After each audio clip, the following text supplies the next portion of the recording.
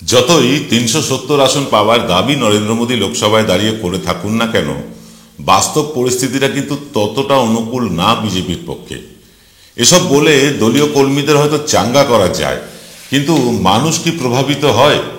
বাংলাতেও তো আপকি বার ২০০ পার বলেছিলেন এই প্রধানমন্ত্রী। ফলাফল কি হয়েছিল আপনারা সবাই তা জানেন। বিজেপির আভ্যন্তরীণ সমীক্ষার কথা আপনাদের আগেও জানিয়েছি, আপনারা অন্যান্য ইউটিউব চ্যানেল থেকে দেখেওছেন। টেলিভিশন দেখায়নি ঠিকই, কিন্তু ইউটিউব চ্যানেলগুলো পরিষ্কার করে দিয়েছে। আরএসএস এর সমীক্ষার কথা আর গোপন নেই কারোর কাছে। তবে এবার সামনে এসে গিয়েছে কংগ্রেসের আভ্যন্তরীণ সমীক্ষার একটা রিপোর্ট।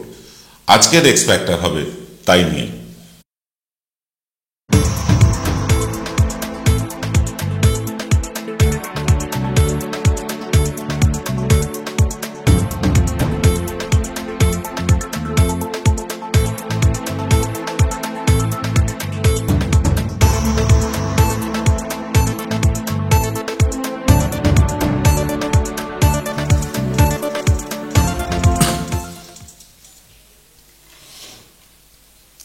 সবার আগে একটা জরুরি ঘোষণা আছে, সেটা করে দিই।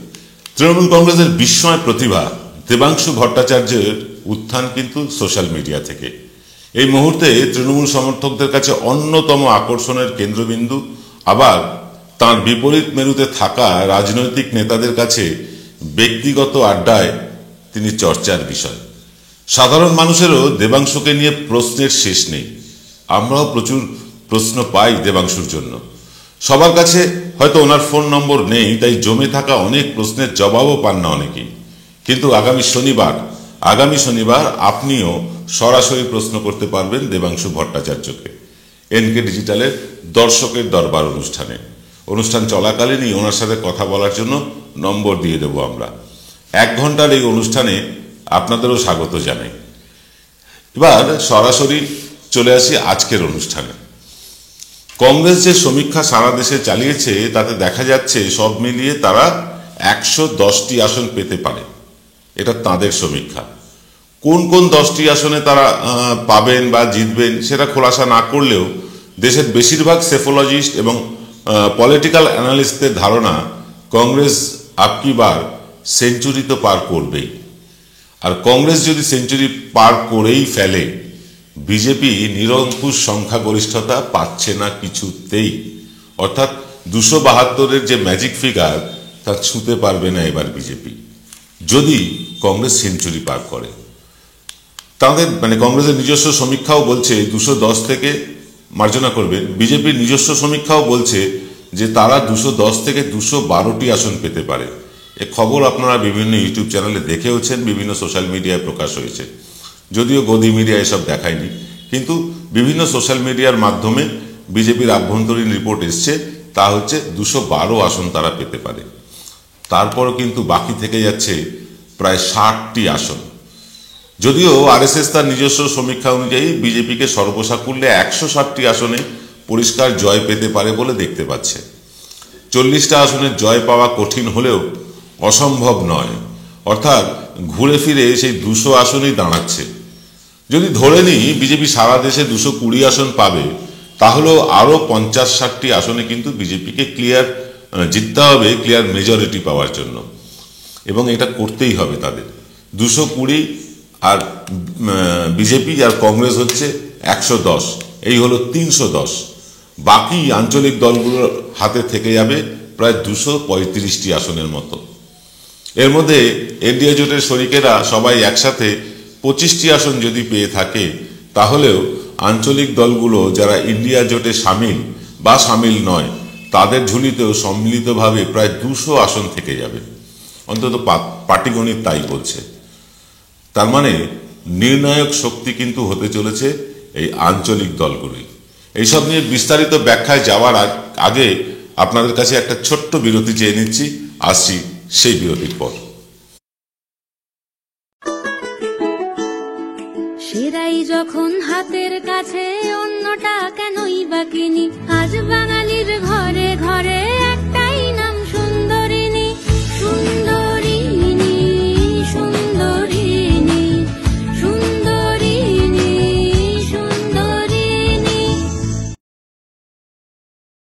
জয়গুরু রত্নভান্ডার জ্যোতিষ চেম্বার। এখানে গোল্ড মেডেলিস্ট জ্যোতিষী বসেন। হাই কোয়ালিটির আসল গ্রহরত্ন সবচেয়ে কম দামে এখানে পাওয়া যায়। স্থান বেলঘড়িয়া রানী পার্ক, বটতলা, 2 নম্বর রেলগেটের নিকটে। 9681345722 এবং 9007778922। আপনারা যারা 100 থেকে 5000 টাকার সাবস্ক্রিপশন, মান্থলি সাবস্ক্রিপশন দিয়ে আমাদের পাশে এসে দাঁড়ানোর প্রতিশ্রুতি দিয়েছেন, অনুগ্রহ করে তারা নিজের নাম এবং কোন জায়গা থেকে আপনি এনকে ডিজিটালের অনুষ্ঠান দেখছেন সেইটা যদি আমাদের একটা হোয়াটসঅ্যাপ করে পাঠান 9830075869 নম্বরে, তাহলে আপনাদের সবাইকে নিয়ে আমরা একটা হোয়াটসঅ্যাপ গ্রুপ করতে পারি। অর্থাৎ একটা পারিবারিক গ্রুপ তৈরি হোক এনকে ডিজিটালের, আমরা এটা চাইছি, যেখানে মন খুলে আমরা নিজস্ব মতামত আদান প্রদান করতে পারবো, আপনাদের পরামর্শ পেতে পারবো। এই অনুষ্ঠান রেকর্ড করবার আগের মুহূর্ত পর্যন্ত প্রায় 104 জন মান্থলি সাবস্ক্রিপশন ইতিমধ্যে দিয়েছেন এবং দেবেন বলে প্রতিশ্রুতি দিয়েছেন। যারা সাবস্ক্রিপশন নিয়ে আমাদের পাশে দাঁড়াতে চান তাদের পাশের নাম্বারটিতে ফোন করুন। তারা সেই নাম্বারটি দেওয়া আছে 9830075869। এই নাম্বারে ফোনপে, গুগল পের মাধ্যমে পাঠিয়ে দিতে পারেন আপনার সাবস্ক্রিপশন, অথবা যারা ব্যাংকের মাধ্যমে পাঠাতে চান তারা এই নাম্বারেই আমাদেরকে ফোন করতে পারেন। আর যারা বিজ্ঞাপন দিয়ে পাশে থাকতে চাইছেন তারাও ফোন করুন 9830075869 এই নম্বরে। ফিরে আসছি আজকের মূল অনুষ্ঠানে। তাহলে মোদ্দা কথা কি দাঁড়ালো? মোদ্দা কথা দাঁড়ালো বিজেপি 220, এনডিএ শরিক দল সবাই মিলে 25, অর্থাৎ এনডিএ মোট পেতে চলেছে 245 আসন। মানে ম্যাজিক ফিগার থেকে প্রায় 25-30টি আসন দূরেই থাকছেন Modi and Shah company private limited. এরপরে আসছে কংগ্রেসের কথা। তারা 110টি আসন পাবেন এরকম আভ্যন্তরীণ রিপোর্ট তাদের কাছে এসেছে। আম আদমি পার্টি, তৃণমূল কংগ্রেস, সমাজবাদী পার্টি, বিজু জনতা দল, Bahujan Samajwadi party, RJD, CPI সহ তাম আঞ্চলিক দলগুলো সম্মিলিত পেতে পারে 190-এর কাছাকাছি আসন। এটা মোটামুটি ধারণা করা হচ্ছে। এবার লাখ টাকার প্রশ্ন হচ্ছে মায়াবতী এবং নবীন পট্টনায়ক অর্থাৎ বিজেডি তারা কোন দিকে যাবেন? কারণ এই দুই দলের নেতাকে বিজেপি এজেন্সি দিয়ে কিন্তু খুব একটা না বিরক্তই করেনি। তাই এই দুজন এনডিএর দিকে যদি ঝুঁকে পড়েন তাহলে নিশ্চিতভাবে তৃতীয়বারের জন্য প্রধানমন্ত্রী হতে চলেছেন নরেন্দ্র মোদী সাহেব।